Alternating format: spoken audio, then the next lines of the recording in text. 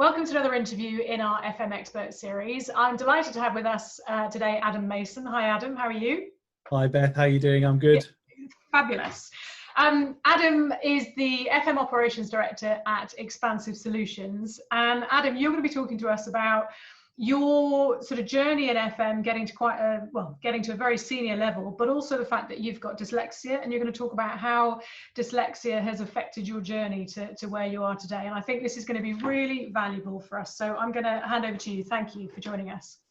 Thank you, Beth. Yeah, I mean, it's a really difficult subject. It's one that is not spoken about very often in the workplace. And I thought today would be an opportunity to share a little bit around my journey, which is obviously quite difficult to talk about as well, because it's a very personal subject.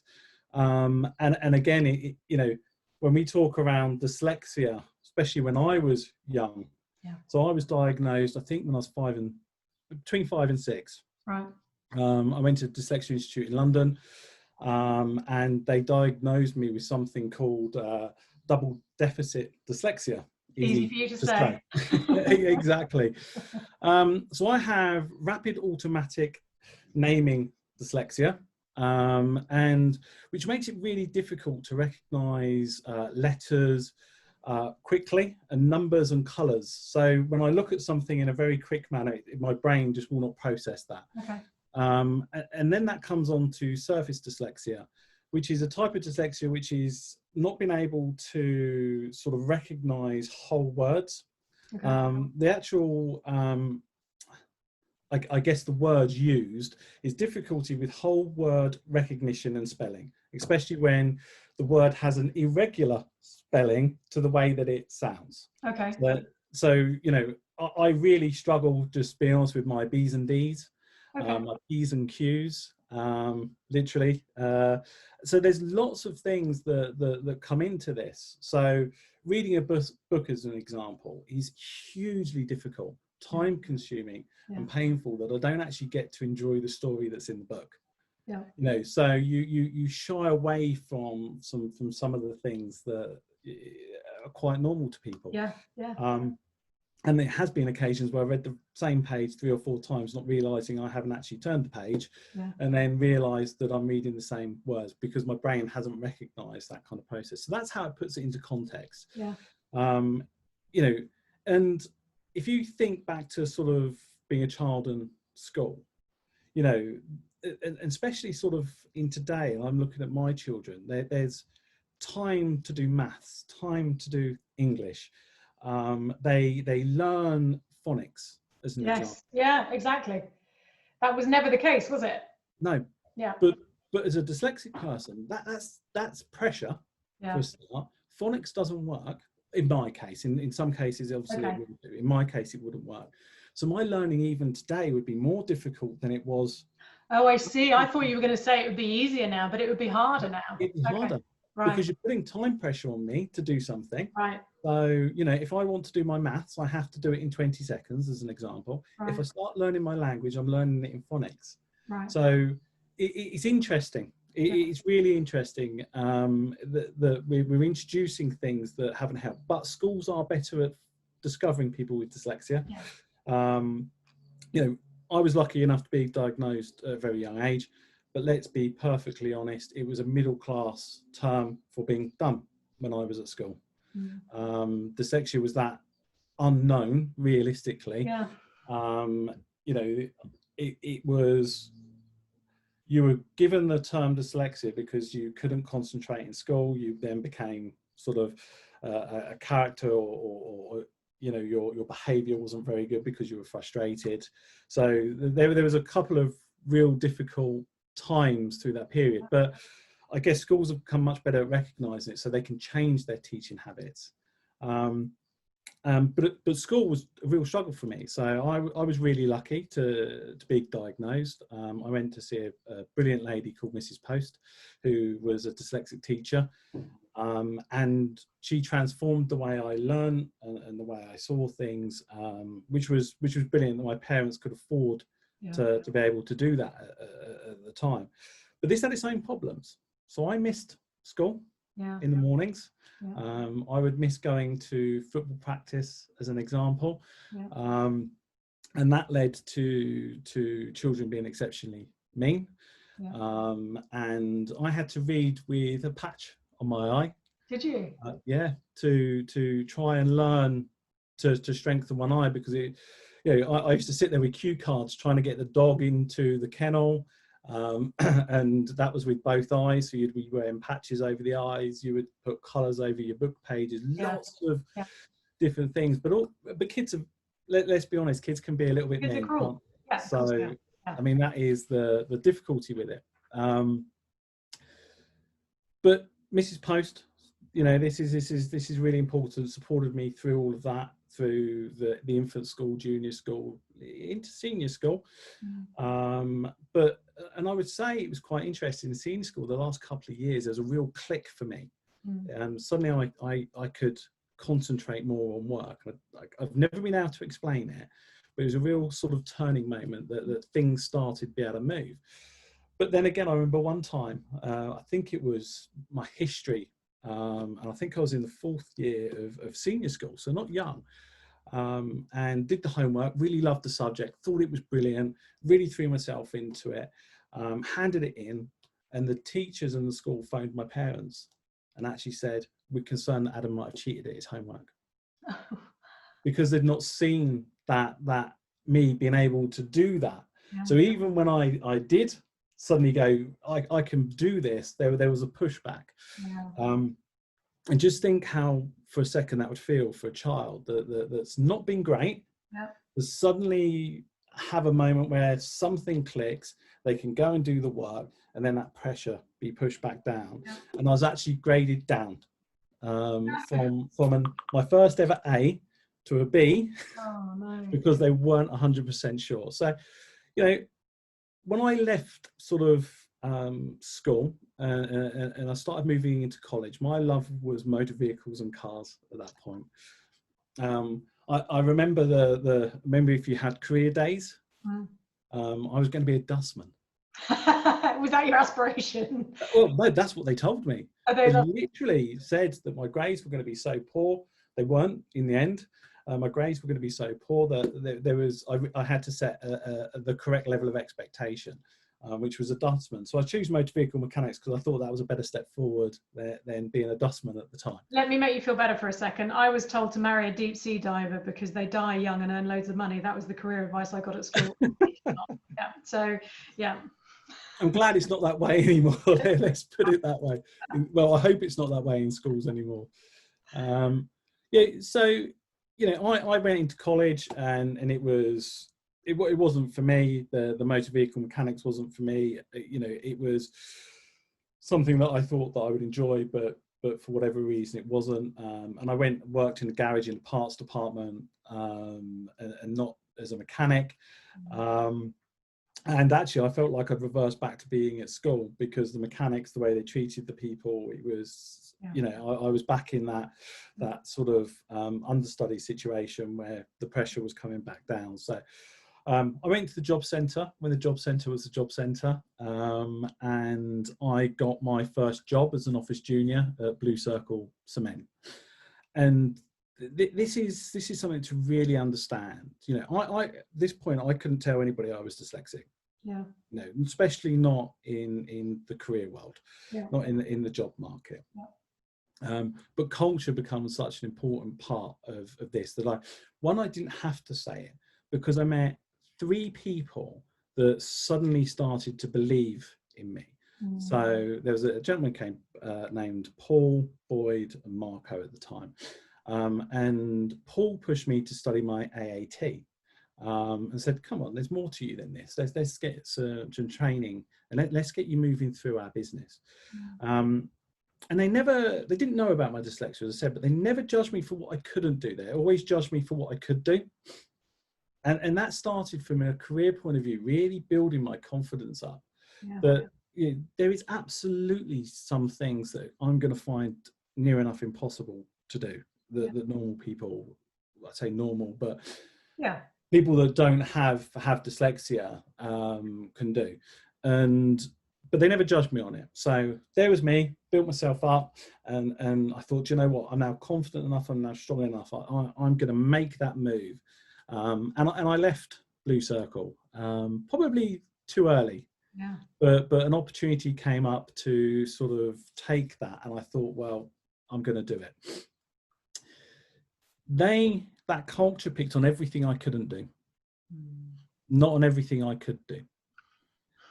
So realistically, every piece of confidence that I built from being in such a great working environment suddenly had disappeared.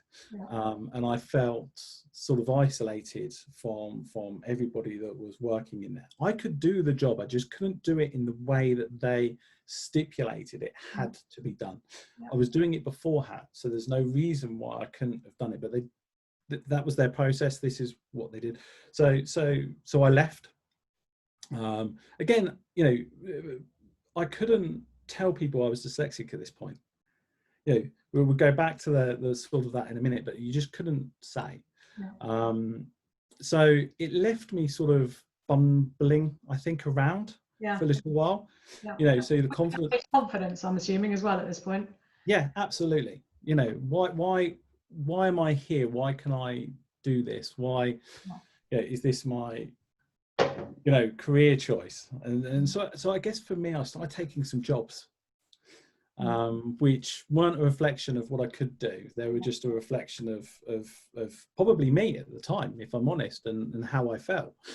But there was a real twist to that journey. I got in and around buildings, you know, and I started to understand buildings and how buildings worked and how offices worked and the components that built up those buildings. And I'd always had my accountancy background to fall on, I guess, but I wasn't confident enough to go back into it at that point. But one of the things that got me was it had an A, B, and C. It had a start and a finish. Okay. Building is built up of components that logically fit together and create something that my mind could just see and kind of understand. And it really started to kick in, so I could start seeing through some of the noises that were happening within buildings to quickly find solutions to problems that have been around for a period of time. And people with more experience and absolutely more knowledge than me were going too complicated to find that issue. So I was like, okay, there it is, there's the problem, this is how you fix it, this is how we move forward. Okay, brilliant. So you saw a simplicity in it that others couldn't see. Yeah, and my brain processed from going from processing information quite slowly on the paper in a sort of an academic world, I guess, but in a physical world, I was seeing through all of the noise really quickly. And that's when I started looking to, you know, accounts. Yeah. I really like this logical thinking of A, B, C, and this building environment. You know, I've got this passion for creating something that's sustainable and lasts and helps people. And I started looking into facilities management. You know, and I remember it in the days. It wasn't Google at the time. It was probably a Yahoo or even before that, trying to picture what my career would be. And that's when facilities management came around. And that's when I broke into facilities management. And you know, I've been really lucky that, again, my rise through facilities management has been exciting. It's been really enjoyable. I've got to work with some brilliant people, and you know, as I've moved up, it's been really interesting. You know, my dyslexia becomes more of an issue the more I move up the ladder. Okay, why is that? Well, it goes into a few things, and you know, one is you start moving up, you know, you still necessarily aren't thinking that you're being honest about it. Yeah. You know, so you're always hiding away. So don't ever think that, you know, someone with dyslexia isn't ashamed or embarrassed by it. Yeah. You know, and then as they move up through a business into the higher areas and they look back down and they don't see things like a dyslexia policy. Yeah. They don't see things like dyslexia support. Yeah. You know, just think to yourself for a second, you know, how that even though they're there, what they're seeing below them isn't the support function that the business believes, you know. and I feel absolutely fortunate saying this, by the way, but dyslexia is a recognised disability. Yeah.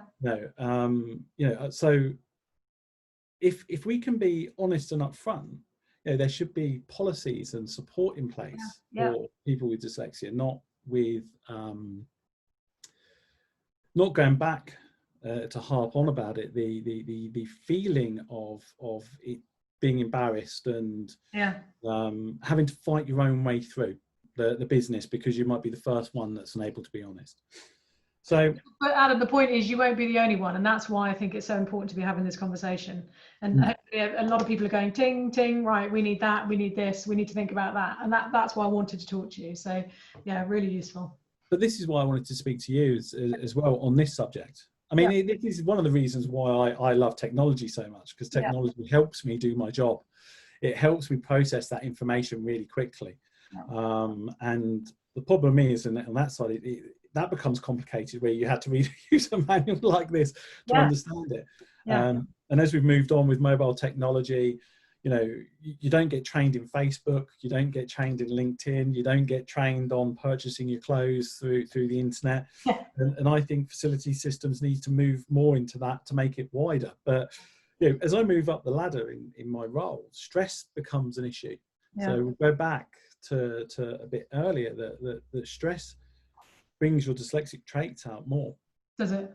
Yeah. And one of the things that people don't understand is it starts impacting your speech. Right. So your brain can't work through picking the right words. Right. So your speech becomes quite slowed. You might make pause to make the next word and make sure. So, but also stress builds up. You kind of get this fog. So, if you're sitting, as I say, sometimes in a boardroom, as an example, in a high pressured situation, it's difficult to when you're with different people, because, let's be perfectly honest, you're with smart people. And they might be firing on different levels, and you have to make a considered view. So it was even sometime in the last 2 years that someone actually calls me the pause man, because I actually paused and then I had to explain the whole situation. And I don't think we should get into those conversations of picking out people's personal traits, but it still happens even today.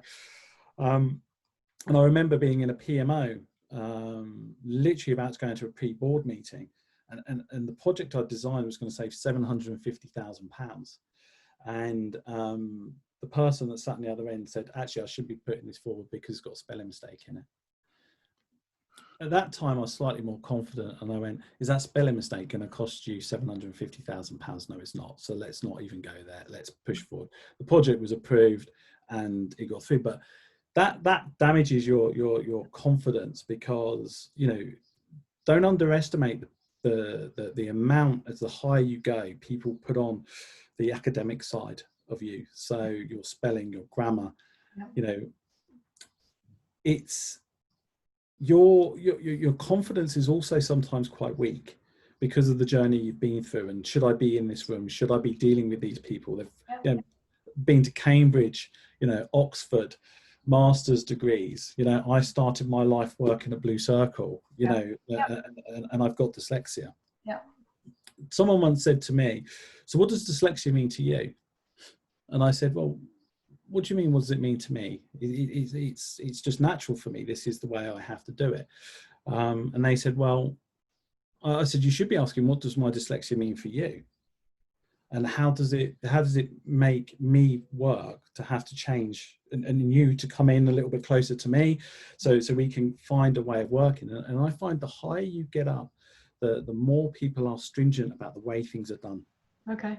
This is my process. This is the way I want you to work. This is how I expect to see this information.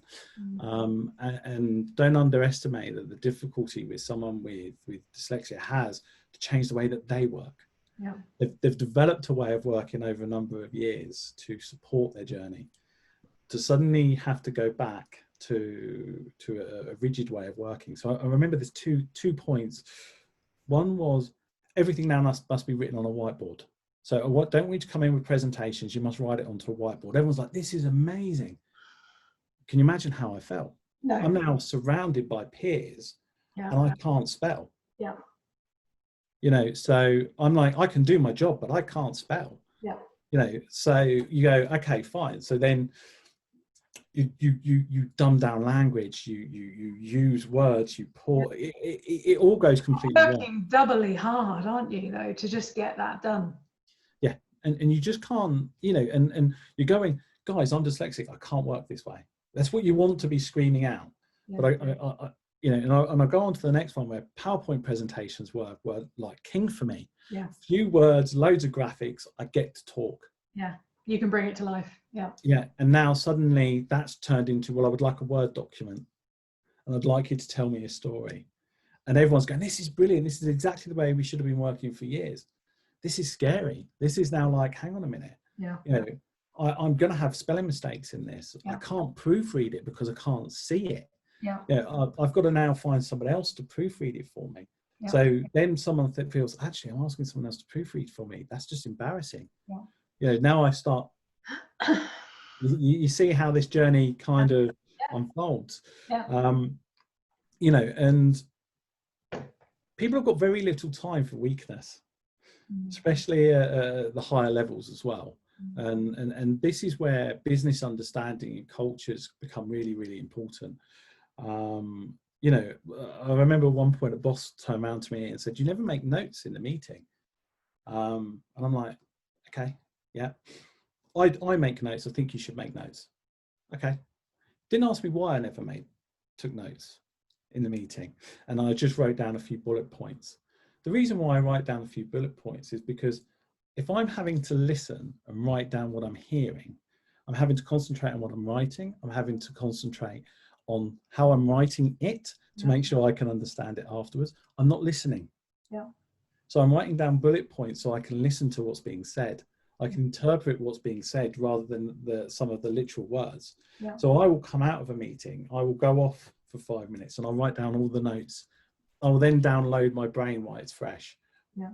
But people have said to me, it looks like you're not interested. It looks like you're not this, it looks like you're not. And it's got nothing to do with that. It's got to do with how does it work for you? And doesn't this just illustrate, we're talking about dyslexia, but there's so many other things we could be talking about that we all go through, we all experience, we all have to deal with. And the critical part of this is just, like you said, asking why, understanding the person, you know, not just prejudging and assuming, but understanding why, because there's a reason why all of us behave and do and, you know, look or whatever it is, you know. Yeah. Adam, I'm you know, normally our sessions are 10 minutes. We're already over 22 minutes, but no, but it's fine because I want us to have an opportunity to help other people with your experience. At what point did you feel confident to be able to say to people, and you may not be there yet, I am dyslexic. So you for years you hid it. Was there a point where you then felt comfortable to say it? There becomes a point where you can't hide. Yeah. The further you move forward, and the stronger you become, and it's one of the things I want to end with. Is something that's really important. Yeah. You can't hide, and secondly, don't. You know, my biggest concern is if I'm sat next to somebody that can do the job as well as me, yeah, but I've got dyslexia, which means that the people around you have to change to work with you. Mm-hmm. Chances are you're not going to get the job. Now, the one thing I will always say to somebody is if the business choose to not take you because of that, then it was the wrong place to be in the first place. You know, if you're open and honest, you'll get the same opportunities as everybody else. Yeah. By working really, really, you might have to work harder, absolutely. You might have to become stronger, but you will get the opportunity to move forward. Now, I hid dyslexia for a period of time. But in the last 2 businesses I've worked, I've been open and honest with my dyslexia. Yeah. One adapted really well, one couldn't adapt. Yeah. The one that couldn't adapt, I left. Yeah. And there's no fault of theirs, it's no fault of mine, it's no fault of anything else, it just wasn't the right place. Yeah. You know, the next place I go to, you know, so sort of an expansive, at the moment we're a really small young business, I'm really open and honest with everything that I'm good at. Yeah. And I'm not so good at. Yeah. And I will continue to do that. But it's hard.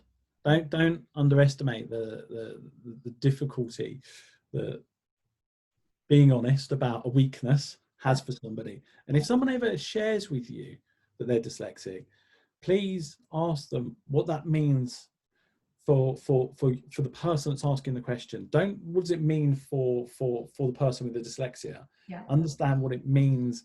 How do you need to adapt to support them? And how can you change what you do to support that honesty and growing up conversation? I think because I think your experience with your what's it called, double deficit dyslexia, which is a hard thing to say anyway, not everyone has the same type of dyslexia, and that's something that some people watching this wouldn't even realize. They think dyslexia is dyslexia, but it's not. The experience is different. So asking the person, what do you need from us, how can we support you, etc. And last couple of quick questions. So with you, as you've gotten older and more confident and traveled up in your career and you've been more honest, have you found other people saying, I've got dyslexia, and that's, you know, have people been able to talk about their experience as well to you? No. Being really honest, no. I think it's something that still people are extremely afraid to talk about. I hope then, if that's the case, and I thought you were going to say yes, so I'm pleased I asked that question. I hope that somebody now listening to what you've said, looking at your career, looking how brilliantly you've done, should realize that actually more and more, as like you say, technology. I know you work in your organization is kind of tech heavy, isn't it? And it supports you, and that should be encouraging to people, because that's the way we're heading, isn't it? Yes. But really, really important messages. And one of the things you said is about having a dyslexia policy. You know, leaders should look back and look at how they can support. And I'd question how many people watching this have got a dyslexia policy, because I think probably most organizations haven't, and I think it's absolutely something we should have. So yeah. And just to finish off, for anybody that is suffering or is suffering through in the workplace due to dyslexia, I should say, a few people have approached me outside of my work and spoken to me about their journeys, even for their children. I'm always really happy to talk about it. But I mean, it's, for a dyslexic person, you've got to be honest. That means you've got to be extremely brave and extremely strong to open up and talk about it. And that's what helps others do the same. And if more of us were talking about it and open ourselves rather than hiding away, I think that this will gain a lot more respect in businesses over the coming years. Because you bring so much to the business, you know, and it would be a shame not to have you and everyone else who's got dyslexia here, you know. And focus on what they're good at, and don't keep picking faults in what they're not good at, because trust me when I say this, that they know what they're not good at. And it's really difficult for them because they're working really hard to become good at it, but they're never going to be as good as somebody else in that area. So, but their skills can be completely different to anybody else in the room. And I think boardrooms, I think teams should be built with such diversity that there's enough room and strength for everyone to be in there and be on the same playing field. And never, as a dyslexic person, never believe that you can't do something either. You know, there is absolutely no reason why you can't be in the boardroom. There's absolutely no, your journey's going to be different. You know, don't compare yourself to somebody else's journey. Understand it's yours, and then bring your strengths in, but also be brave enough to tell everyone around you what you need from them. And sometimes I'm not still strong enough to do that in situations that might be alien to me on I'm walking into a presentation as an example, and I know the room's looking at me. You know, you can't really lead with, I just want to let you know, I know there's a whiteboard there, you expect me to write on it, I'm dyslexic, I don't really feel that, you know. But if you can, I would say, Adam, say it. I would, but then I'm not everyone, you know, and for me it's so frustrating that you walk into a room feeling like that when you've got so much to offer. But like you say, there's generations, isn't there, of people who are feeling like that. For lots of different reasons, as we just talked about, not just dyslexia. Yeah. Listen, I'm going to say thank you. I learned a lot then, and I'm sure anyone watching this is going to take a lot away from that. So can I say thank you for your honesty? I also, without in any way sounding patronizing, because I don't want to, but huge blooming congratulations for doing everything you've done and getting to the position you're in, because you've obviously had to work so hard. So you're amazing. Thank you. Thank you. No, I hope it helps somebody. Thank you very much, Beth, for having us on. All right.